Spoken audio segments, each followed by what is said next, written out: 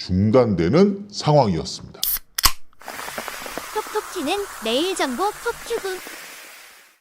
톡톡 튀는 매일 정보 톡튜브입니다. 여러분들 틱톡 많이들 사용하시나요? 틱톡은 숏폼 동영상 소셜미디어로 큰 인기를 끌었고요. 특히 MZ세대에서의 인기로 2021년 7월 기준 글로벌 누적 다운로드 수 무려 30억 건을 돌파했다고 합니다. 틱톡이 인기를 끌면서 경쟁사인 유튜브와 인스타그램도 각각 쇼츠와 릴스라는 숏폼 서비스를 출시하였으며 숏폼 동영상의 인기는 더욱 커지고 있습니다. 그런데 이 틱톡 플랫폼은 일단 중국 기업의 것입니다. 미국 연방의회는 틱톡의 모기업인 중국 바이트댄스가 미국인의 개인정보를 대규모로 수집하는 등 국가 안보를 위협할 수 있는 우려가 있다며 작년 4월 틱톡 금지법을 제정했습니다. 중국 IT 기업은 중국 당국 요청에 따라서 영업 정보를 제공할 의무가 있어 미국인 정보가 중국 공산당에 넘어가 정치적으로 악용될 소지가 있다. 이런 우려가 바로 그 이유라고 합니다. 미국은 바이트댄스가 미국 사업권을 미국 기업에 매각하지 않을 경우 얼마 전이죠. 1월 19일부로 틱톡 신규 다운로드 등이 중단되는 상황이었습니다. 틱톡은 미국 법원에 소송을 제기했지만 1, 2심에서 잇따라 모두 패소했고요. 연방 대법원에 제기한 가처분 신청도 기각되며 사업 중단 위기에 직면하게 되었습니다. 그런데 틱톡 금지법 시행을 불과 3시간 앞두고요. 사용을 중단한 중국 동영상 플랫폼 틱톡이 현지 시간 1월 19일 서비스를 일부 복구하며 미국 내 사업을 할 수 있게 되었습니다. 아니, 이게 무슨 이유인지 확인을 해봤거든요. 틱톡 팔로워 1470만 명을 보유한 당시 그 시각 기준이죠. 당시 트럼프 대통령 당선인이 대통령 취임 1일 전이죠. 지난 1월 19일 집회에서 미국에서의 틱톡 앱 접속을 재개하겠다고 밝혔고요. 이에 따라 틱톡이 서비스 복구에 나선 것입니다. 여기에는 전제가 있었습니다. 바로 합작 투자를 모색한다는 부분이었습니다. 그럼 미국에서 틱톡을 계속 사용할 수 있나요? 틱톡은 국가 안보를 이유로 2024년 4월 당시 조 바이든 대통령이 틱톡 금지법에 서명을 하여서 2025년 1월 19일부로 미국 내 서비스가 중단이 되었었습니다. 그런데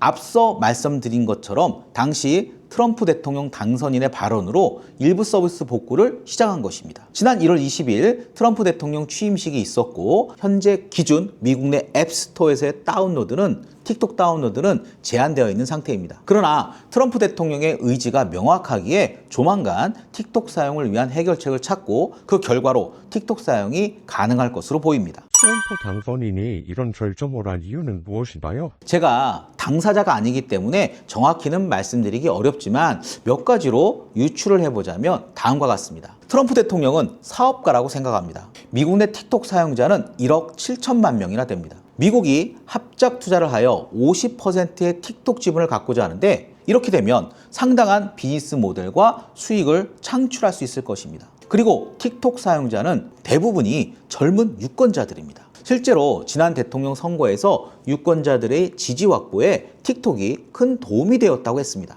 이는 틱톡이 영향력이 있음을 알고 있다는 것입니다. 실제로 트럼프 대통령의 틱톡 팔로워는 앞서 말씀드렸듯이 1470만 명이나 됩니다. 이외에도 분명 다양하고 복잡한 이유가 있을 것입니다. 예를 들면 거론할 수 없는 정치적 이슈 등도 있겠죠?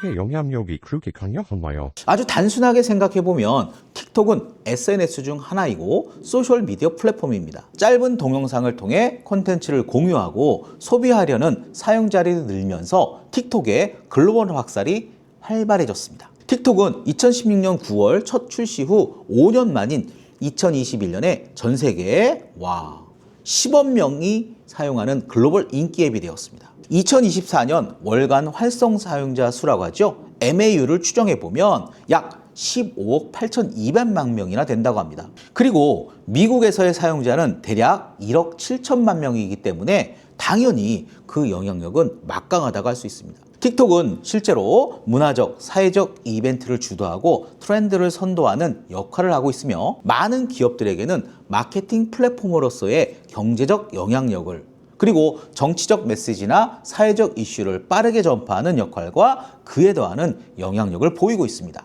SNS를 통한 개인정보 유출 문제를 방지하는 방법은 무엇일까요?